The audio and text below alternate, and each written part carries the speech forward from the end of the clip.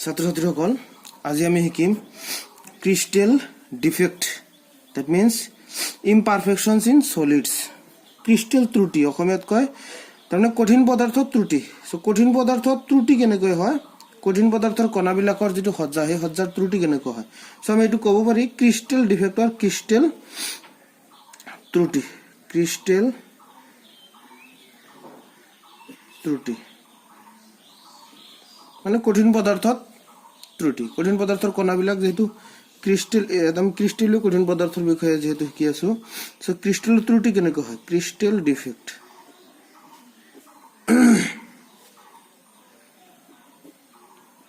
crystal defect so crystal defect ki crystal defect hol the defects are basically irregularities in the arrangement of constituent particles so english ot moi jodi likhu ba akhomiyat likhile truti homo mulote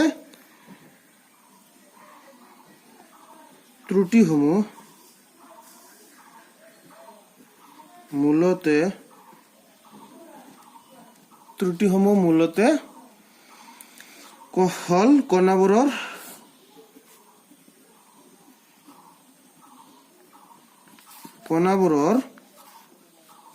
অনিয়মিত সজ্জা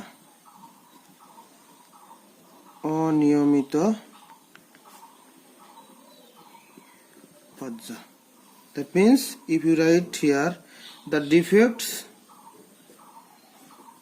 defects are basically irregularities in the arrangement অনিয়মিত irregularities in the arrangement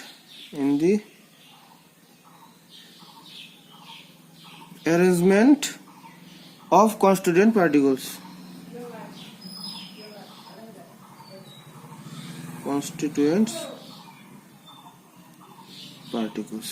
So crystal defects are basically two types. One is point defect, another is line defects. Crystal ত্ৰুটি দুই প্ৰকাৰৰ crystal ত্ৰুটি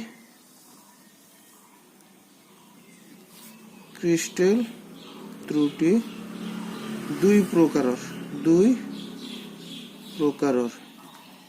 crystal ইংলিশত লিখিবা crystal defects are two types. Number 1 बिंदु त्रुटि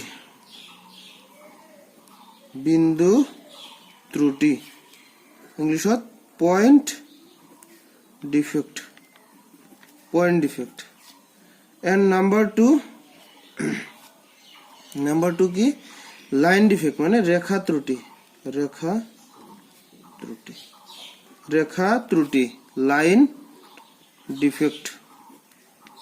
line defect সে দুই প্ৰকাৰৰ ত্ৰুটিৰ বিষয়ে আমি আলোচনা কৰিম সো বিন্দু ত্ৰুটি আৰু ৰেখা ত্ৰুটি মই নিলিখো তোমালোকে ডেফিনিশনটো লিখিবা বিন্দু ত্ৰুটি কি যে এটা ক্ৰিস্টেলৰ এটা বিন্দু ত্ৰুটি হল বিন্দু ত্ৰুটিৰ ডেফিনিশনটো লিখিবা এটা ক্ৰিস্টেলৰ এটা বিন্দু বা পৰমাণুৰ সজ্জাৰ ব্যতিক্ৰম ঘটিলে বিন্দু ত্ৰুটিৰ সৃষ্টি হয় আনহাতে লিডিষ্টৰ এটা হাৰিত থকা কণাবোৰৰ সজ্জা আদৰ্শ সজ্জাতকৈ বেলেগ হলে তাক ৰেখা ত্ৰুটি বোলে সো এই দুটা তোমালোকে লিখি লবা বিন্দু ত্ৰুটি আৰু ৰেখা ত্ৰুটি সো মই যদি ইংলিশত কও what is point defect and what is line defect so লিখিবা তোমালোকে point defects are the irregularities or deviations from ideal arrangement around a point or an atom in a crystalline substance, whereas the line defects are the irregularities or deviations from ideal arrangement in entire rows of lattice point. So দুটা তোমালোকে line defect আৰু point ডিফেক্টৰ বিষয়ে পঢ়ি লবা so এতিয়া পঢ়িম types of point defect বিন্দু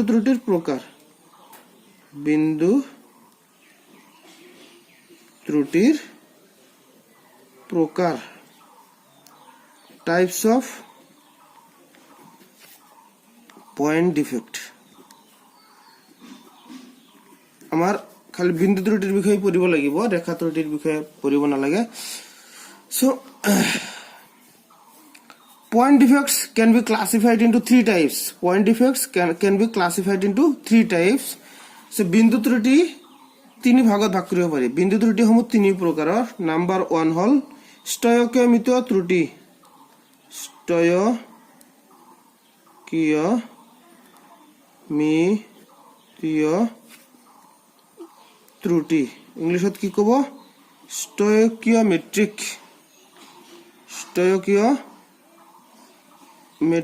defect. Number 2 impurity মানে অশুদ্ধি ত্রুটি, ইম্পিউরিটি ডিফেক্ট, অশুদ্ধি ত্রুটি,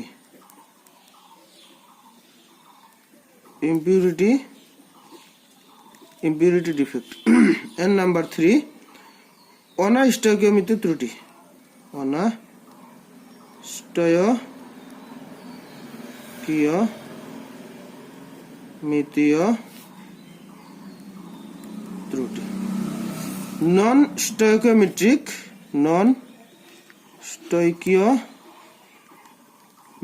ডিফেক্ট। স্টয়কিওমেট্রিক ত্রুটি হল যিবিলাকৰ এই বিন্দুসমূহৰ আদৰ্শ সজ্জাতকৈ কিমানটা বিন্দু কম থাকিব বা বেছি থাকিব, ডিফেক্ট থাকিব, সেইটো আমি হিসাব কৰি উলিয়াব পাৰি। কিন্তু অনাষ্টয়কিয়মিতীয় ত্ৰুটি মানে আমি হিসাবটোক সঠিক হিসাব উলিয়াব নোৱাৰি। আৰু ইম্পিউৰিটি ডিফেক্ট মানে কি? অশুদ্ধি ত্ৰুটি মানে এটা বিশুদ্ধ ক্ৰিষ্টেলত যেতিয়া অশুদ্ধি বেলেগ এটা আয়ন যেতিয়া সোমাই যাব তেতিয়া তোমাৰ সেইটো অশুদ্ধি ত্ৰুটিৰ সৃষ্টি হ'ব। মই শৰ্টকাট কথাখিনি বুঝাই দিছো। সো এতিয়া 1 নম্বৰৰ যেটো স্টয়কিওমেট্ৰিক ত্ৰুটি, এই স্টয়কিওমেট্ৰিক ত্ৰুটি আকৌ বেসিক্যালি স্টয়কিওমেট্ৰিক ত্ৰুটি দুই প্ৰকাৰৰ। বেসিক্যালি স্টয়কিওমেট্ৰিক ত্ৰুটি আকৌ মেইনলি দুই প্ৰকাৰ, কিন্তু আসলতে চাৰি প্ৰকাৰৰ। সেটা হল ভ্যাকেন্সি ডিফেক্ট, এটা হল ইন্টাৰস্টিশিয়াল ডিফেক্ট, আৰু for ionic compounds there are more two defects are there. One is Frenkel defect, another is Schottky defect. আর অনাষ্টয়কিয়মিতীয় ত্রুটিতে আমি পড়িম অ্যাবসেন্টার। যেতিয়া ধাতুর মাত্রাধিক ত্রুটির সৃষ্টি হব তেতিয়া অ্যাবসেন্টার সৃষ্টি হবে, এটা আমি অনাষ্টয়কিয়মিতীয় ত্রুটিত পড়িম। আর অশুদ্ধ ত্রুটিতে আমি এটা সোডিয়াম ক্লোৰাইডৰ ক্ৰিস্টেলত যেতিয়া স্ট্ৰনচিয়াম ক্লোৰাইড মিহলি কৰা হব তেতিয়া কেনেকুৱা অশুদ্ধ ত্ৰুটিৰ সৃষ্টি হব, সো এইখিনি আমি আলোচনা কৰিম। সো প্ৰথমতে আহিছো আমি স্টয়কিওমেট্রিক ত্রুটির প্রথম ভাগটো, সেইটো হব কি? ভ্যাকেন্সি ডিফেক্ট মানে কি? অনাধিকার ত্রুটি। অনাধিকার ত্রুটি ইংলিশত কব ভ্যাকেন্সি ডিফেক্ট। ভ্যাকেন্সি ডিফেক্টটো কেনেকুৱা হ'ব? তাৰ মানে সাপোজ ক্ৰিস্টেলত এনেকুৱা, সাপোজ এটা এটা ক্ৰিস্টেল ধৰি লৈছো, এটা এটা ক্রিস্টেল। এই ক্রিস্টেলত কি আছে? কণাবিলাক এনেকৈ সজ্জিত হৈ আছে, এনেকৈ আছে, এইটো লাইনত এনেকৈ আছে। ইয়াত এটা থাকিব লাগিছিল কিন্তু নাই, মিসিং আছে। সাপোজ ইয়াত এনেকুৱা আছে, এনেকুৱা আছে, এনেকুৱা আছে, এইটো লাইনত ফুল আছে, চাৰিটা আছে, চাৰিটাৰ লাইন। সাপোজ এইটো লাইনত ইয়াত থাকিব লাগিছিল, ইয়াত নাই, বাকি তিনিটা আছে। সো আদৰ্শ সজ্জাতকৈ বেলেগ হৈছে। ইয়াত এটা থাকিব লাগিছিল কণা, কিন্তু সেই কণাটো ইয়াৰ পৰা গুচি গৈছে, মিসিং আছে। ইয়াত এটা কনস্টিটুয়েন্ট পার্টিকল থাকিব লাগিছিল কিন্তু নাই, মিসিং হৈছে। সো অনাধিকার ভ্যাকেন্সি, এইটো ভ্যাকেন্সি আছে। সো ক্রিস্টালত যদি when some of the lattice sides are vacancy, the crystal is vacant, the crystal is said to have vacancy defect.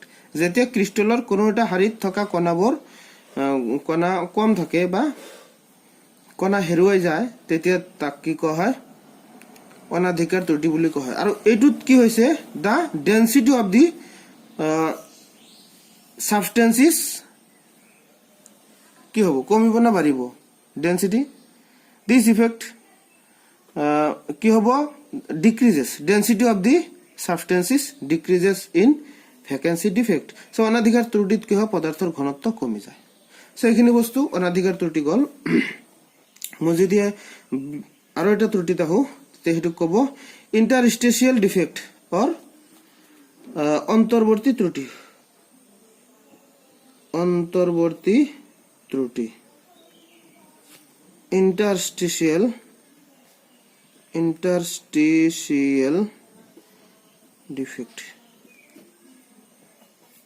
When some constituent particles, that particles can be atoms or molecules or ion, occupy an interstitial sides of the crystal is said to have interstitial defect.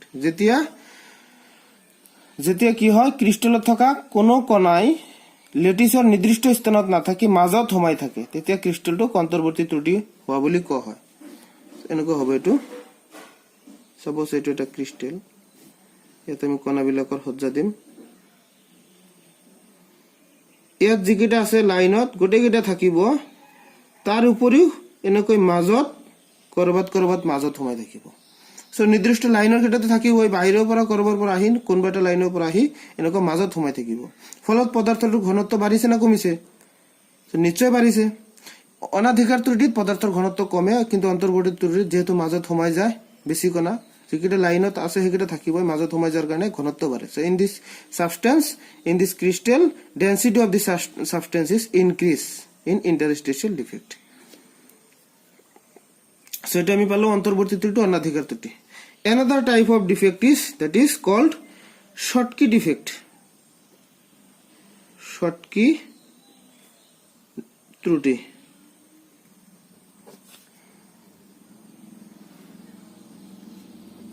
Schottky defect so এটো আয়নীয় যৌগৰ ক্ষেত্ৰত দুই ধৰণৰ ত্ৰুটি দেখা যায় বাকি সকলো যৌগৰ ক্ষেত্ৰত অনাধিকাৰ ত্ৰুটি বা অন্তৰ্বৰ্তী ত্ৰুটি হ'ব আয়নীয় যৌগৰ ক্ষেত্ৰতো অনাধিকাৰ অন্তৰ্বৰ্তী হয় কিন্তু যেহেতু আয়নৰ কথা আছে তাত কেনেকৈ হ'ব সেই দুটা আকৌ বেলেগকৈ আমি শিকিম এটা হ'ব Schottky defect এটা হ'ব Frenkel defect এটো পিছত শিকিম আমি Frenkel defectটো Schottky defectটো কি Schottky defect এনেকুৱা এটা আয়নৰ কথা আহিব সাপোজ এনেকুৱা আছে Schottky defectক আমি আয়নৰ মানে অনাধিকাৰ ডিফেক্টৰ লগত তুলনা কৰিব পাৰি ইয়াত কি হ'ব পদাৰ্থটিয়ে সমসংখ্যক এনায়ন আৰু কেটায়ন হেৰুৱাব সমসংখ্যক দুটা যদি কেটায়ন মিসিং থাকে দুটা এনায়ন মিসিং থাকিব সাপোজ এটো আছে প্লাস মাইনাস প্লাস সাপোজ এ দিছো মাইনাস এটা প্লাস থাকিব লাগিছিল ধনাত্মক আয়ন থাকিব লাগিছিল কিন্তু নাই এত minus plus minus so plus plus minus এটো মাইনাস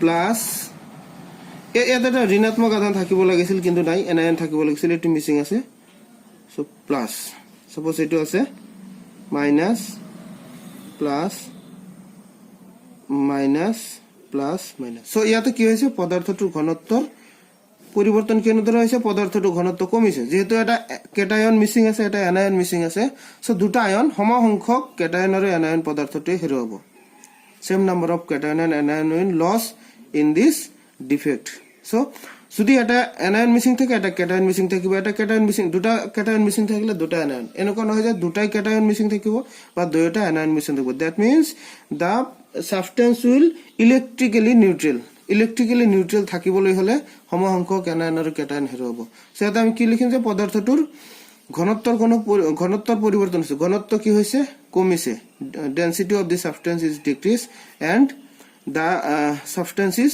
electrically neutral এটো বৈদ্যুতিকভাৱে নিৰপেক্ষ হৈ আছে আৰু এটোত কোন ধৰণৰ ত্ৰুটি দেখা গৈছে ওপৰৰ অনাধিকাৰ না অন্তৰ্বৰ্তী এটো নিচিনা হৈছে সো এটোত অনাধিকাৰ ত্ৰুটি দেখা গৈছে সো আৰু এক প্ৰকাৰৰ ত্ৰুটি আছে 3 নম্বৰ এটো হ'ব Frenkel defect Frenkel ত্ৰুটি Frenkel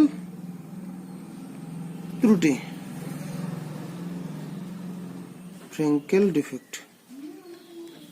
defect এটো যদি আমি চাও এটোত কেনেকৈ হ'ব এটোত কি হ'ব ইয়াত অনাধিকাৰ আৰু অন্তৰ্বৰ্তী দুই ধৰণৰ ত্ৰুটি হ'ব সাপোজ এটো মই লিখিছো মাইনাস সাপোজ ইয়াত এটা প্লাস থাকিব লাগিছিল নাই minus plus minus plus minus plus minus এটো লাইন ফুল আছে ইয়াত এটা কি আছে কেটায়ন মিসিং এটো মিসিং হৈ বাহিৰত ওলাই না যায় এই কেটায়নটো মাজত কৰবাত সোমাই থাকিব সাপোজ ইয়াত সোমাই গল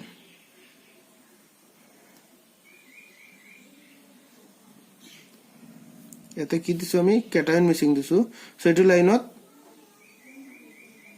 লাইনত আমি এনায়ন মিসিং দিলো এনায়ন এটা থাকিব লাগিছিল কিন্তু নাই এটো কেটায়ন plus minus plus minus plus minus এই ইয়াত এটা কেটায়ন মিসিং হৈছে এই কেটায়নটো কত হৈ গৈছে মিসিং হৈ গুচি যোৱা নাই মাজতে কৰবাত সোমাই গৈছে মাজতেই কৰবাত ক্ৰিষ্টেলটোৰ মাজতে সোমাই আছে কোনবা এটা লাইনত মাজত সোমাই গৈছে মানে এটা ভ্যাকেন্সি এটা নিৰ্দিষ্ট লাইনত নাই মানে এটো অনাধিকাৰ ত্ৰুটি দেখাইছে মানে ভ্যাকেন্সি ডিফেক্ট দেখাইছে আকৌ মাজত সোমাই গৈছে এই কাৰণে ইয়াতে ফ্ৰিংকেল কি কয় ইন্টাৰস্টিশিয়াল ডিফেক্ট দেখা গৈছে তাৰ মানে কি অন্তৰ্বৰ্তী ত্ৰুটি দেখা গৈছে আকৌ ইয়াতে এটা এনায়ন আছিল কিন্তু নাই মিসিং আছে সেই এনায়নটো কত সোমাই গৈছে সাপোজ ইয়াত সোমাই গৈছে এই মিসিংটো ইয়াত মাজত সোমাই গৈছে সো যিকেইটা এনায়নে নিৰ্দিষ্ট স্থানৰ পৰা স্থান ত্যাগ কৰিব সেইকেইটা তোমাৰ কেটায়নেও নিৰ্দিষ্ট স্থানত নাথাকি বেলেগ স্থানত মাজত সোমাই যাব সো এইটো ত্ৰুটি দুই ধৰণৰ ত্ৰুটি মানে দেখা গৈছে অনাধিকাৰ আৰু অন্তৰ্বৰ্তী দুইটা দেখিছে সো শৰ্টকি ত্ৰুটিৰ যদি আমি এক্সাম্পল দিও এক্সাম্পল হিচাপে আমি লিখিব পাৰি